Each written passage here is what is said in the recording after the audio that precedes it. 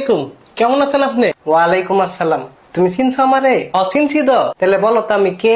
ও তাইলে চিনি নাই। আরে মগা চিনোস নাই তুই?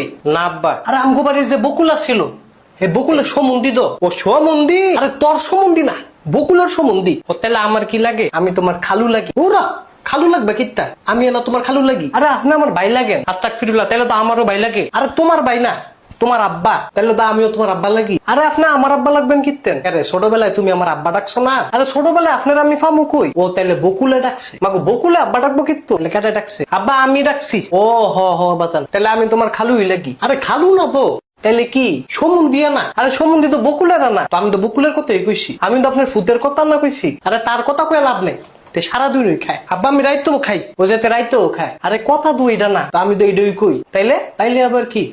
দিন রাত সব বেলায় খায়। আরে আপনার ছেলের কি লাগে সেটা কোন? তুমি কও কি লাগো? আমি তো কই খালু লাগি। এটা বাদ দিয়া কও। আরে এটা বাদ দিয়ে কি কইতাম? তোমার যেটা ভাল লাগে সেটা কও। বকুল আপনার কি লাগে? বকুল তো আমার শালা লাগে। তাহলে তো আমি